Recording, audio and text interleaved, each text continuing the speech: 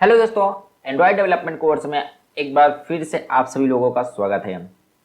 दोस्तों, पिछली वीडियो में हमने एपीआई के बारे में थोड़ा जाना था और थोड़ा एपीआई के साथ रूबरू हुआ था हमने। अब इस वीडियो में हम थोड़ा एपीआई के साथ और थोड़ा जान पहचान करेंगे। ओके, तो देखिए साइट हैं जो कि अपने डेटाबेस को फ्री में एक्सेस करने देती हैं। ओके, तो ऐसे कुछ साइट को हम देखेंगे और वहाँ से एपीआई के थ्रू हम डेटा को फेच करेंगे। तो यहाँ पे मैं सर्च करता हूँ पब्लिक,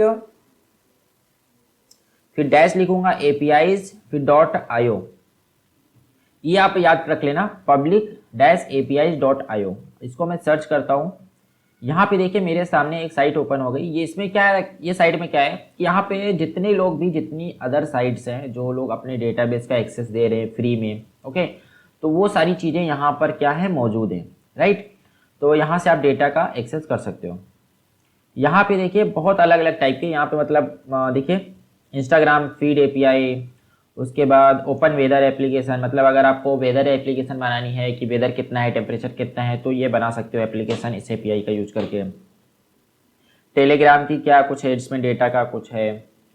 मतलब देखिए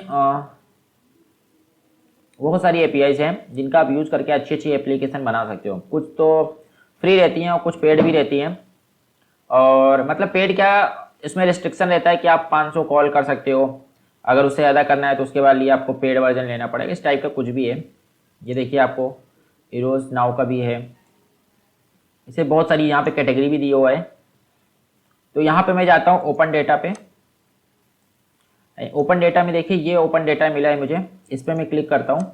open data, open topo data, topo data, and उसके बाद यूज दिस एपीआई पे क्लिक करता हूँ।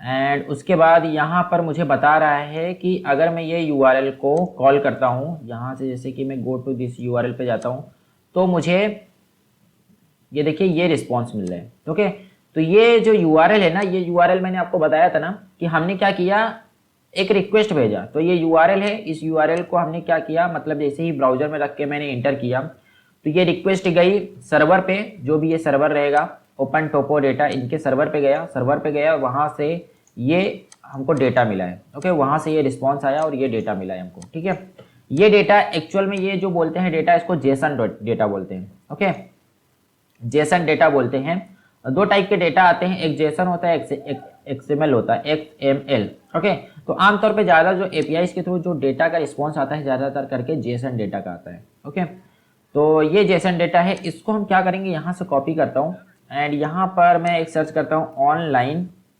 Jason editor. ठीक है,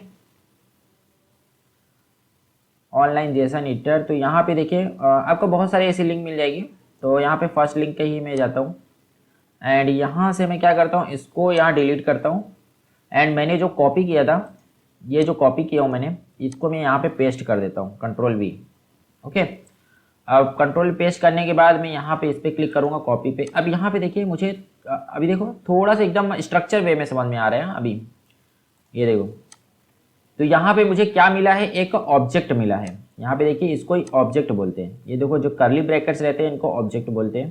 तो इस ऑब्जेक्ट के अंदर एक और डेटा है। यहाँ पे देखिए इस ऑब्जेक्ट के अंदर दो वैल्यू, टोटल दो वैल्यू है। और इसको मैं खोलता हूँ तो यहाँ पे देखिए एक वैल्यू है जिसका नाम है स्टेटस एंड इसकी वैल्यू है ओके।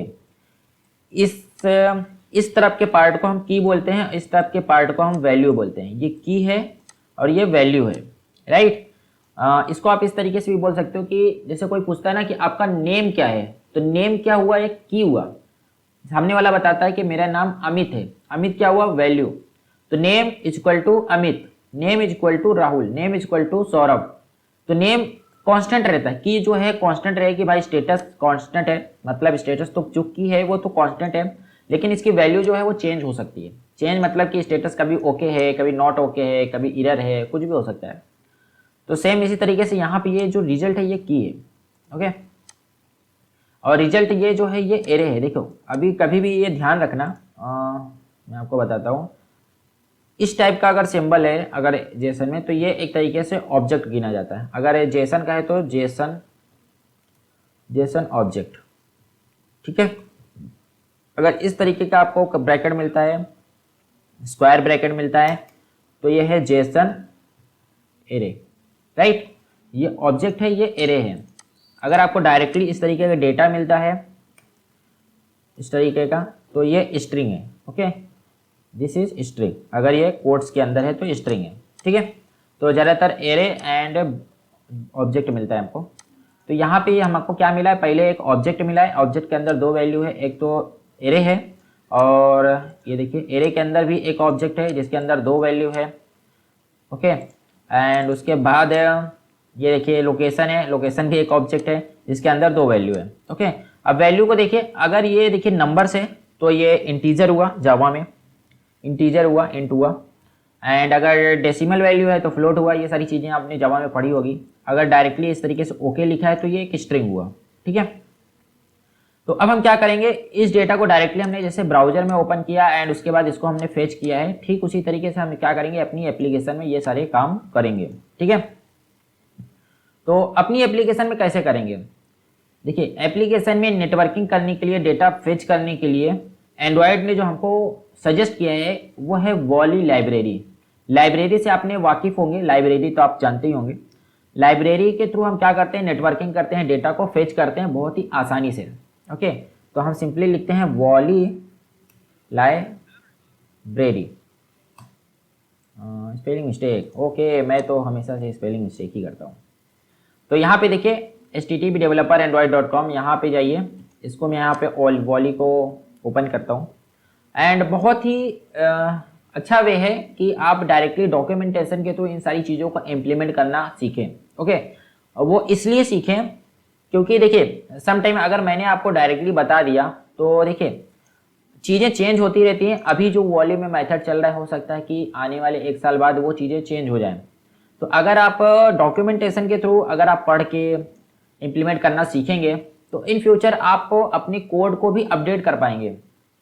अगर यहाँ पे कुछ चेंजेस हुआ, यहाँ पे कोड में कुछ चेंजेस हुआ, ओके, देन आप क्या करेंगे, उसको भी अपने एप्लीकेशन में अप्लाई कर सकते हैं अगर आपने डॉक्यूमेंटेशन का यूज करके किया है तो। ओके, आपको डॉक्यूमेंटेशन पढ़ना आ गया, डॉक्यूमेंटेशन समझना आ गया। ओके, तो डॉक्यूमेंटेशन समझना पढ़ना बहुत ही ज़्यादा ज़रूरी है और ये सीखना बहुत ज़्यादा ज़रूरी है, और मैं तो आपको ये सिखा के रहूँगा। तो ये वॉली लाइब्रेरी मेरी ओपन हो गई है। तो ये मुझे बता रहा है वॉली HTTP लाइब्रेरी, मतलब HTTP जो भी रहती है रिक्वेस्ट, ये देखो HTTP रिक्वेस्ट है, ये देखो HTTPS HTTP। तो ये सारी रिक्वेस्ट को क्या करता है, रिस्पॉन्स अगर आपको लेना है HTTP के थ्रू डेटा निकालना है तो इसका आप यूज़ कर सकते हैं। इसको यूज़ करने के लिए हमको सिंपली ये ऐड करना होगा अपनी एप्लीकेशन में, ये लाइब्रेरी। और उसके बाद यहाँ पे सिंपल रिक्वेस्ट और सेटअप रिक्वेस्ट की और बहुत सारी चीज़ें। ओके, तो बस अभी फिलहाल के लिए इतना ही रखते हैं इस वीडियो में। अगली वीडियो में हम क्या करेंगे, वॉली को ऐड करेंगे अपनी एप्लीकेशन में, नया प्रोजेक्ट क्रिएट करेंगे और वॉली को ऐड करेंगे अपनी एप्लीकेशन में। ओके, तो चलिए मिलते हैं नेक्स्ट वीडियो में।